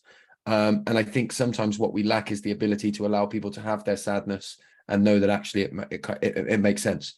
So I have space in my life for that sadness today, knowing that I've experienced some difficult things, and so I feel some difficult emotions for them. I spent most of my life thinking that I shouldn't feel difficult emotions, and it made me ungrateful. And that was the crux of my problem, you know. And it's about maybe being able to connect, you know, what the root of the sadness is, but maybe, you know, some people, like maybe the person who spoke there, didn't realize what all this sadness or the mental health or whatever it was from. And so it's knowing that, it makes it easier maybe to deal with. Yeah. And you see the solution there, I keep coming back to, because I think it's so important. The solution, the antidote to that is knowing what my pain is about and where it comes from and making sense of it. Right. Yeah. And that's not too complex an ideal, right? Particularly when I keep saying what Andrew said earlier with the 7-year-old, particularly when you take that into account, right? Yeah, I mean, I think what Josh has said is so 100% correct. It really comes down to how much control you let a sad event have in your life. I mean, the sad event will always be a sad event. That never changes, but it's how you comprehend it and what level of control it has in your today life that really is impactful. Brilliant. Thanks, Philip. Was there anything you wanted to add? No, I just that aware that of a lot of adults that I know that you know, in their middle age, even now, talking about experiences of growing up and how they felt about the shame they felt about school and friends and parents, and you know, they seem to be leaving on, but it's still there. And I suppose being open about it and if we could move away from this, I suppose, culture of shame, I think we have on a lot of issues, not just alcohol or addiction, other areas as well. And I just want to say that I think that it's important, just in case I don't get to say this, is that I think it's important to recognize that individuals should not be viewed in isolation, that this has to be recognized, that it has to be a family solution. You know, and I think that if we get that message out there to those who are working with individuals with treatment, that how important and all as it is, that they need to look at the bigger picture and not just look at that person in isolation, to look at the family as well. Yeah, and that actually kind of leads on to another question that came in, is that how does someone who's an adult kind of and the adult, the parent is still there and there's grandchildren, how do you kind of navigate that relationship? I suppose you grew up with a parent who had the dependency, you've got your own children now, and maybe creating boundaries or just dealing with that. Would anyone have any insights as to how people can maybe have a positive relationship with the grandchild while still carrying, I suppose, all of the stuff that happened when they themselves were a child?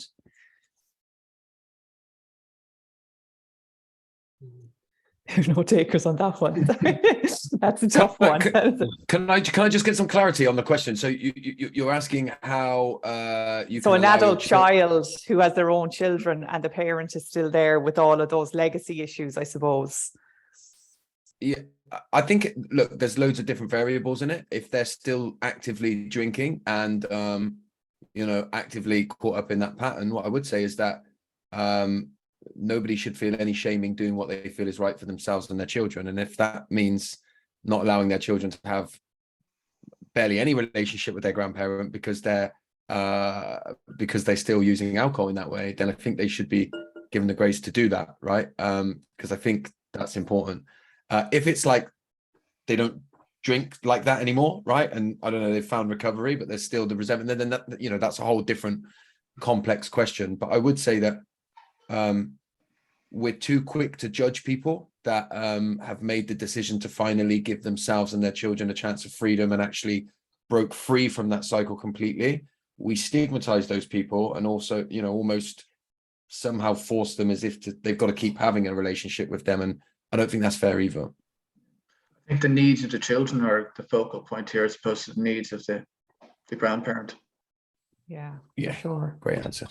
Yeah, definitely. One question actually, Andrew, for yourself, and maybe others might have a bit of an input on it as well. It was just to wonder, do you guys attend MEHL meetings or case management meetings?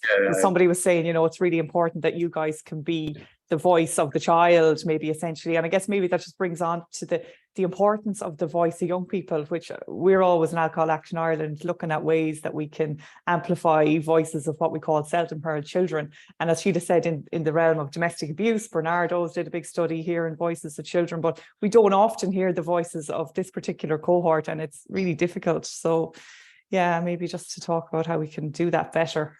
Yeah, we're very well immersed in the whole MEHL process. It's both as a lead practitioner or even chairing some of the MEHL meetings, and it's a great system to incorporate all of the supports that might be in place or needed to be in place for that young person. So we would all meet up on a 4 or 6 week basis in relation to the young person and the family, and be able to ensure that there isn't overlapping of work, that we are all focused on meeting and matching the needs of the young person, but very importantly that within those MEHL meetings, the young person's voice is heard because they are in the meetings and they convey to us what's going well, what's not going well, what they would like to see happen, what goals they would want to achieve. And it does allow for a very open and honest forum. And that can be tough when you're talking about alcohol in particular, because there's still stigma that sits on us all, that it can be very hard for a young person to talk about mum or dad's alcohol usage. But I suppose the warmth of the forum that's there in any MEHL process is allows and encourages that openness. And in particular, I suppose it encourages the parents to then encourage the young person, their child, to talk about how their behaviors are affecting them. So we're absolutely involved in the MEHL process, and it is a wonderful process. And I think when you start to combine other things like hidden harm, the different forums will start to really show that supportive model that needs to be in place for young people. Great, that's brilliant. And I guess like MEHL is at the more serious end of the scale, isn't it? When that interventions are kind of put in place. Maybe Josh or Philip, would you have any insights into how we can hear the voices of children in this space that aren't necessarily involved with Child Protective Services or ISPCC and things like that?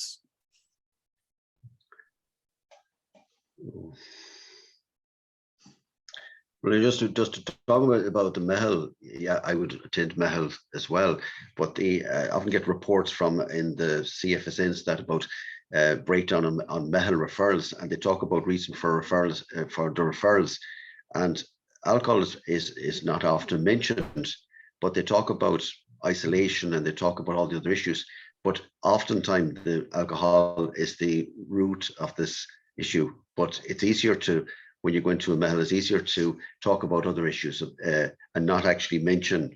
So sometimes you have to dig down deeper to find out what and alcohol is often the issue, but it's easier to when you go into things to talk about other issues that are all associated with the alcohol addiction. Yeah, for sure. Yeah, look, to the question of the, you know, hearing the voices of the people that are not engaging in the services and stuff like that. I think it was talked about in one of the speakers mentioned about these meaningful relationships with adults, right? And I think on a broader scale, we need to do more for children to make sure that they have the opportunity to be engaging with an emotionally available adult more regularly than they do. We exist in a society now, I think, where if your mum and dad can't be available for you, unless you've got family close by, there's a good chance no adult is emotionally available for you because teachers' hands are tied up academically normally, right? And we sort of removed a lot of the other emotionally available adults that used to find themselves around children.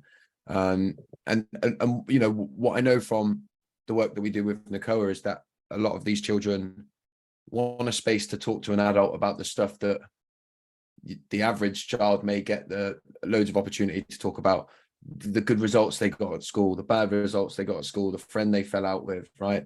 I think children need more effort made to help them create those meaningful relationships because of just how important they can be going forward. Brilliant.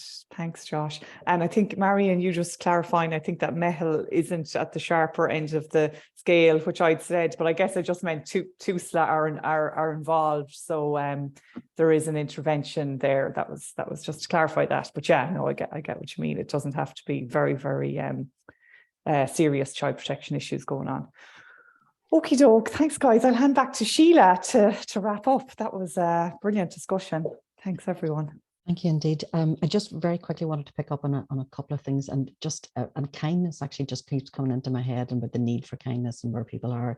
A particular program that we have been advocating for is a thing called Operation Encompass, and it's a data sharing thing. So that basically, if the police attend a family home, that for whatever reason, that the next morning the police would have informed child school that they were there, so that the child going into school is met with a bit of kindness, that they're not getting why haven't you the homework done or whatever, and meeting the child where they're at. And it's something that we're pushing very hard for at the moment.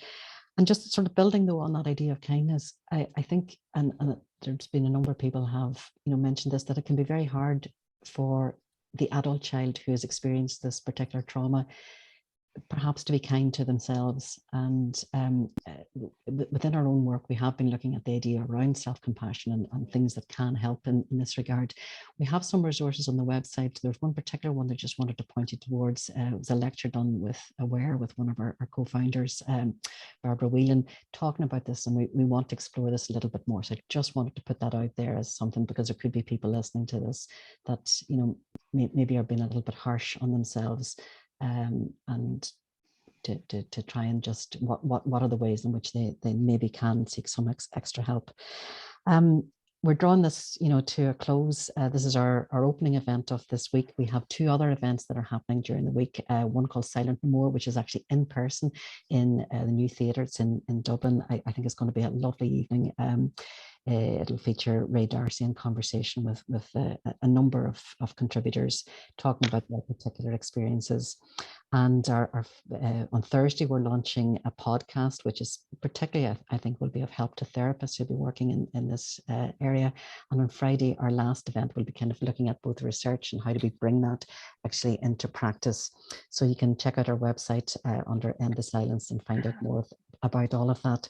I want to thank, honestly, from the bottom of my heart, everybody who's contributed to the event today. I'm bowled over, both from our contributors who are here today. Thank you so much.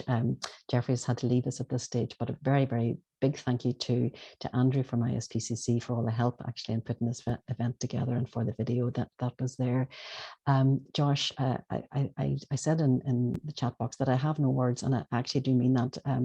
You've said an awful lot, and I know that you have spoken from the heart and to the hearts of people who have been listening there. So thank you so much for that. Philip, thank you. I really feel I feel lightened actually though from your contribution of knowing that help is there, and knowing that help that people can find help. So thank you, and thank you for letting us and sharing this, about the program. It's certainly something that we'll hope to try and do. I want to thank all our own team here, to Jennifer, to Hannah, and to Ali. You're just great. You just keep the whole thing together. So thank you so much. This particular set of events has been funded through the Mental Health Grant Scheme for community and voluntary groups, and we really do appreciate that support. Things like this just can't happen unless you have a bit of cash and a bit of money to make them, pull them together. So thanks indeed. But very, very especially, I really want to thank the co-founders of our Silent Voices initiative, to Carol Fawcett, to Marion Rackard, and to Barbara Whelan. Alcohol Action Ireland has been working in the field of trying to reduce alcohol harm for nearly 20 years, but this very specific initiative, which began in 2019, is something that I think is opening the door, and we really are trying to end the silence. And we've been doing that by listening to the voice of the lived experience. So our very generous co-founders have been helping inform all of this. So thank you very much indeed.